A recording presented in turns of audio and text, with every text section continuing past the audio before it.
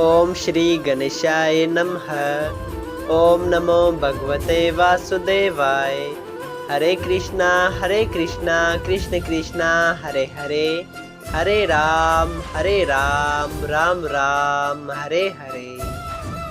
तव्हां सभिनी हरि भक्तन खे नमस्ते।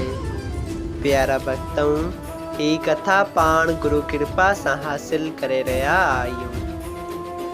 श्री गणपति सरस्वती जो दरे ध्यान करिया थो मां भागवत महापुराण जो बयान, जंहिंमें व्यासदेव ऐं श्री सुखदेव जी कयो आहे श्री कृष्ण लीला जो गुणगान। सभई चओ जय भागवतम महापुराण।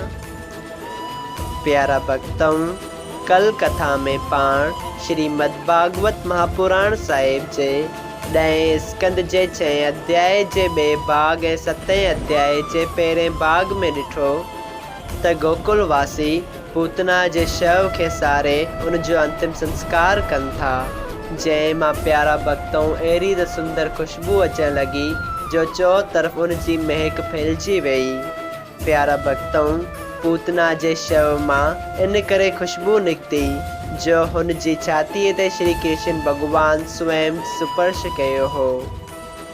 ऐं ॿिए पासे कंस जॾहिं पूतना जे मरी वञण जी ॻाल्हि ॿुधी तॾहिं हू अको बको रहिजी वियो ऐं हुन खे इहा ॻाल्हि पक थी त नंद जो पुटु ई मुंहिंजो मारण वारो आहे। तंहिं करे हुन सभा घुराई ऐं राक्षसनि खे गोकुल ॾांहुं मोकिलियो।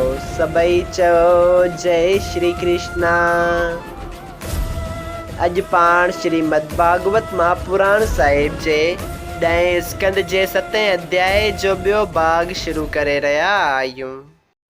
प्यारा भक्तों, श्री सुखदेव जी ॿुधाइनि था त श्रीधर नाले ब्राह्मण जेको कंस जी सभा में वेठो हो, तंहिं चयो त तव्हां का बि फिक्र न करियो, मां वञी तव्हां जे दुश्मन खे मारींदसि। तॾहिं राजा कंस चयो त हे ब्राह्मण जा राजा, तूं धन्य आहीं। तोखां सवाइ मुंहिंजो ही कमु ॿियो केर बि चङी तरह करे नथो सघे। एतिरो ॿुधी श्रीधर हिकिड़ो ॿेड़ो वठी राजा खां मोकिलाए पंडितनि जहिड़ी शक्ल बनाए नंद जे घर वियो। यशोदा हुनखे ॾिसी दंडवत करे वॾे आदर भाव सां विहारे पुछियो, हे महाराज, तव्हां कीअं अचण जी कृपा कई आहे? तॾहिं श्रीधर पाण खे गुरु सॾाए चयो त तव्हां जे पुट जी सभिनी माण्हुनि खां वॾाई ॿुधी संदसि दर्शन करण आयो आहियां।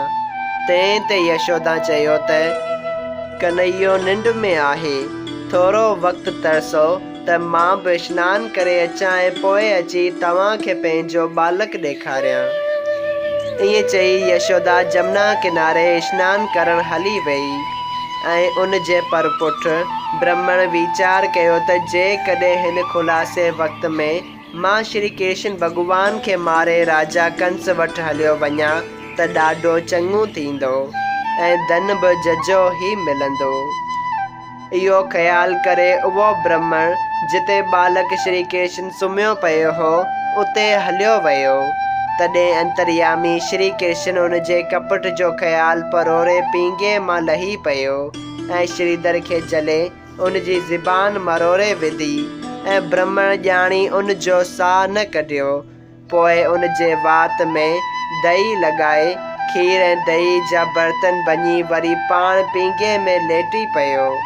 जॾहिं यशोदा सनानु करे मोटी आई तॾहिं खीर ऐं दही जा बासण भॻल ऐं ब्राह्मण जे वात में दही लॻल ॾिसी ॼातो त हिन ब्राह्मण खीर ऐं ॾुध खाई बर्तन भॻा आहिनि।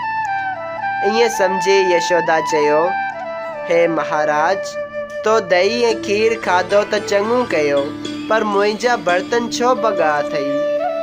ज़बान मरोटजण सबबि ब्राह्मण कुझु चई न सघियो। बाक़ी बालक श्री कृष्ण ॾांहुं इशारो करे ॾेखारियईं त हिन बर्तन भॻा आहिनि। यशोदा उन जे इशारे जो भरोसो न करे खेसि घर खां ॿाहिरि कढाए छॾियो।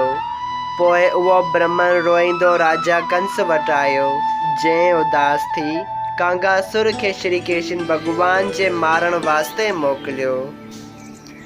जो जीअं श्री श्याम सुंदर जे पींगे ते माठ करे अची वेठो तीअं श्री कृष्ण उन जो गलो मरोड़े अहिड़ी उछल ॾिनेसि जो मथुरा में वञी कंस वटि अची किरियो। इहो हाल गोकुल में कंहिं न ॼातो। मरण वक़्तु कांगासुर कंस खे चयो, उहो बालक रवाजी मनुष्य न पर परमेश्वर जो अवतार थो मालूम थिए, जंहिं मूं खे हथ में जले अहिड़ी उछल ॾिनी आहे जो सिधो तो वटि मथुरा में अची किरियो आहियां।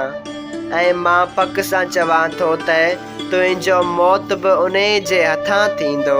सभई चयो जय श्री कृष्ण। प्यारा भक्तों, इहा ॻाल्हि ॿुधी कंस फिकर जे समुंड में गोता खाइण लॻो। वरी पंहिंजे सभा वारनि खे चयाईं, अञा त ही नंढड़ो बालक आहे त बि नथो मारिजी सघे। वॾो ऐं जवान थियण ते कहिड़ी तरह मरी सघंदो। जेकॾहिं को हिन खे मारे ईंदो त मां उन जो अहसान मंद रहंदसि। इहा ॻाल्हि ॿुधी सुक्टासुर उथी खड़ो थियो ऐं श्याम सुंदर जे मारण वास्ते अक़रार करे मोकिलाए हलियो ऐं पवन रूप थी गोकुल ॾांहुं वियो।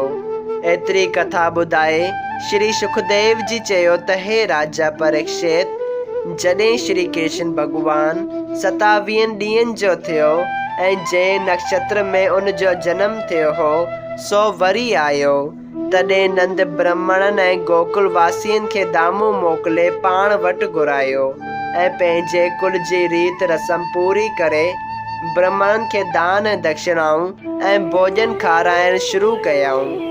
उन वक़्तु श्री कृष्ण खे पींगे में सुम्हारे सभु नंढा वॾा पंहिंजनि कमनि में लॻी विया।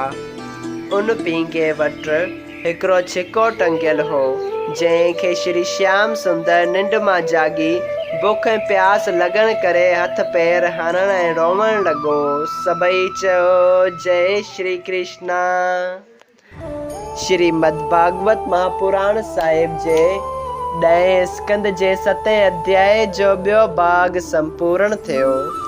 अगरि तव्हां सभिनी हरि भक्तनि खे हिन कथा मां लाभ हासिल थियो हुजे त कृपया हिन कथा खे ॿियनि हरि भक्तनि सां शेयर कजो त उन्हनि जो बि भलो थिए ऐं तव्हांजो बि भलो थिए। सभई चयो जय सिया राम। राधे राधे।